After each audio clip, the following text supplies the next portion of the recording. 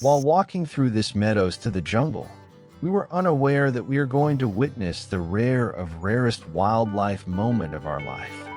We were hoping to get a sighting of one of the elegant and vulnerable bird, the three-wattled bellbird, but blessed with more.